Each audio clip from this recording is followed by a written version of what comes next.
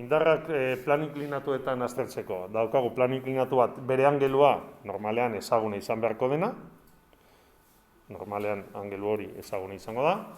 Eta gorputz bat plano horretan. Bestelako indarrik ez badago, beti eragingo dute indar berdinek.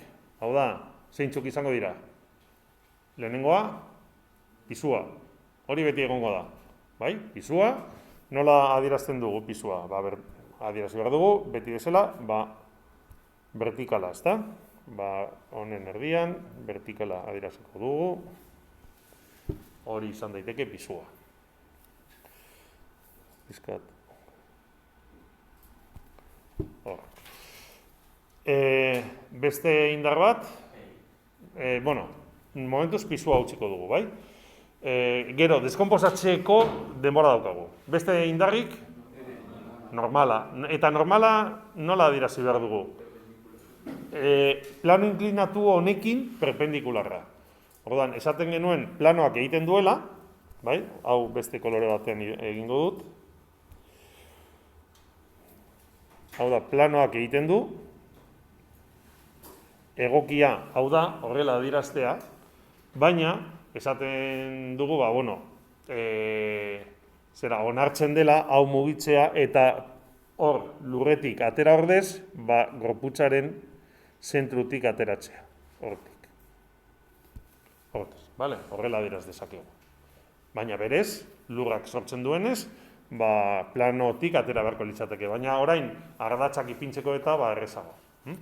Eta, pentsasagun, ez dagoela bestelako indarrik eta berantza jauzten dela. Marruzkadorarik baldin badago, norantza joango litzateke. Goruntz. Baina planoan. Orduan, marruzkadura egongo balitz, marruzkadura honela izango litzateke. Berantza badago. Marruzkadura horrela izango litzateke. Igidura berantza badoa. Orduan, zer gertatzen da? Hemen, lehen zerrek esan duena, PIza, pisua, bi hauek ez daude ardatz berdinean. Beraz, ardatzetan deskonposatu beharko ditugu. Zelan jarriko ditugu ardatzak? Orain arte, ardatzak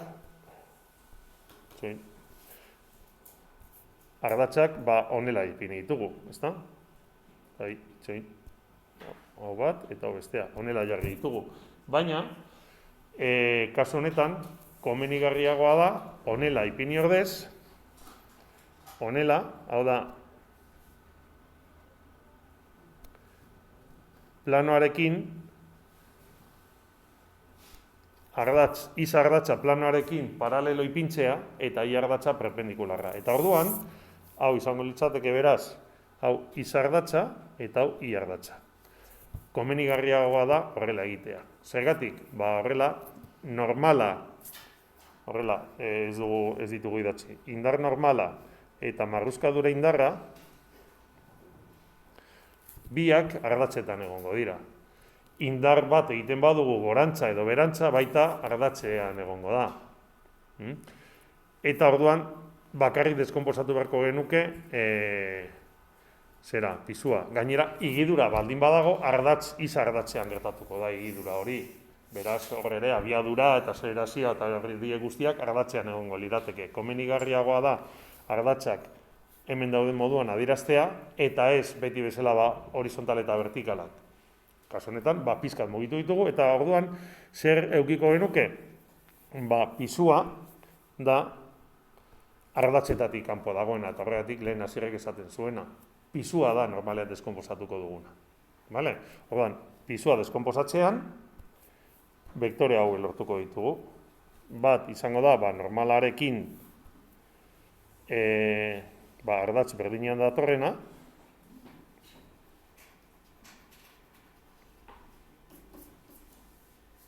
horrela, eta bestea, izango litzateke, planoarekin paralelo datorrena.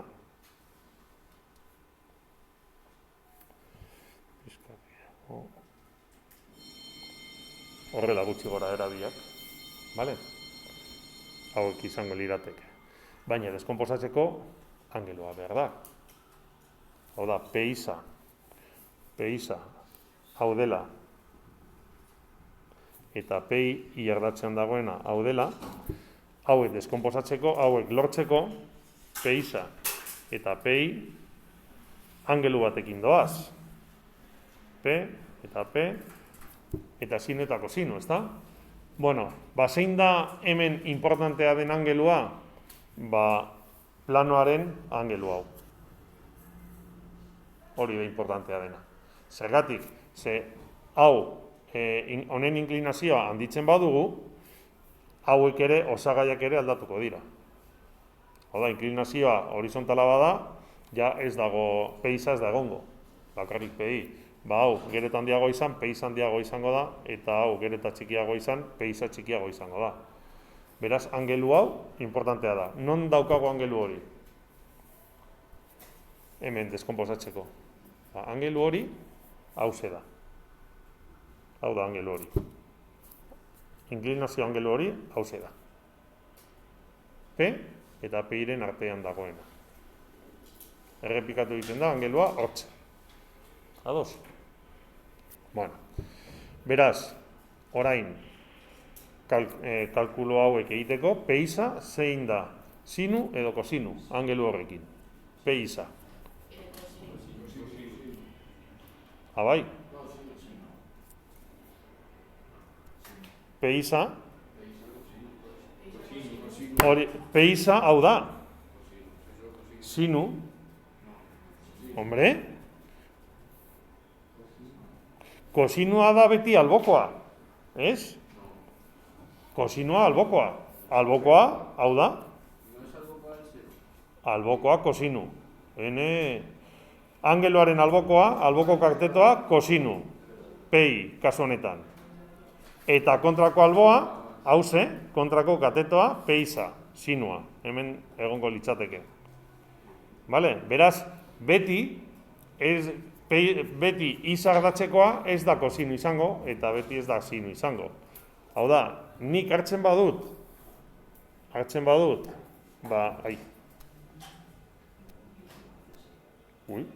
non egin dut hau.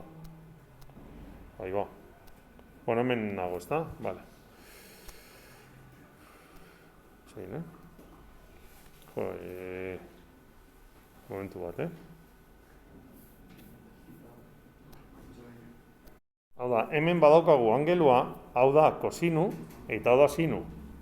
Baina kasu horretan ez dago horrela, kasu horretan dago horrela, bale?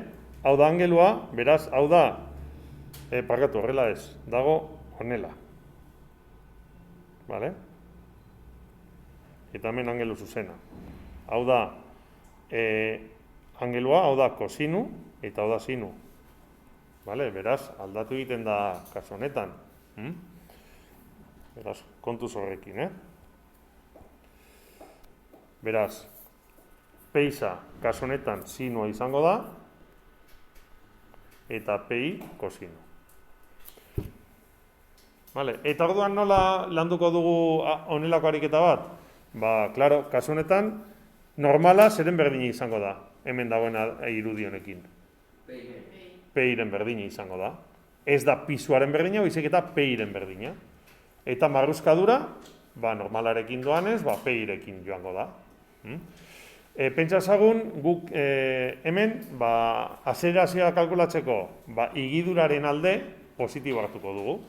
Hau da, kasu honetan, igidura berantza bada, Newtonen bigarren legea aplikatuz, Newtonen bigarren legea, da masa bider azelerazioa. Izardatzean,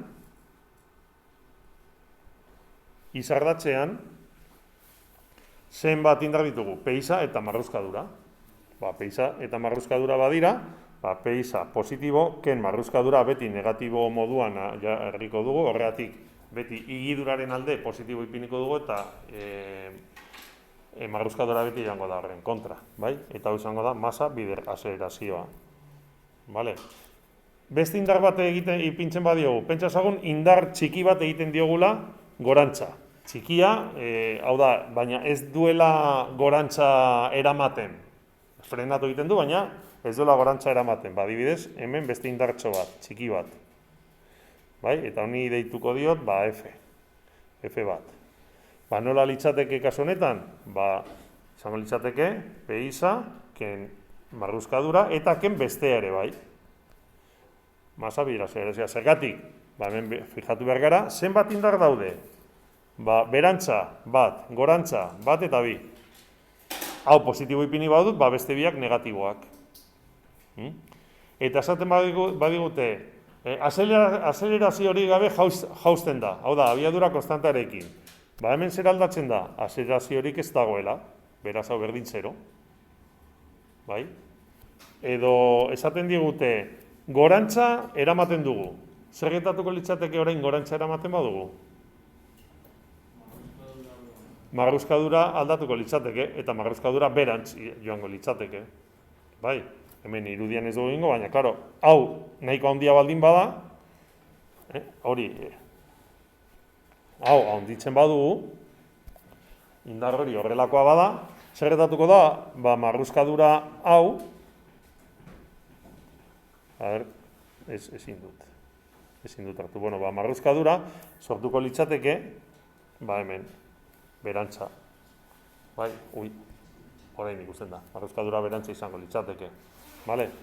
Beraz, hor, kasu bakoitzen, aztertu bako genuke zer egin behar den, eta nola. Gorantza eramateko, berantza eramateko, beti, ikurra positibo ipiniko dugu igiduraren alde. Zergatik, marruzkadura beti kontran doanez, negatibo izango da beti. Ados? Besterik ez, hau da, plano inklinatuetan kontuan izan behar duguna. Deskonposatzekotan, pisua da deskonposatuko duguna, ardatzak planoarekin bat etorriko direlako. Ardatza planoarekin bat, eta ardatza normalarekin bat joango da. Ados? Eta inklinazioaren angelua, oso importantea da, hori izango da hartuko duguna, hemen pisua deskonposatu ahal izateko.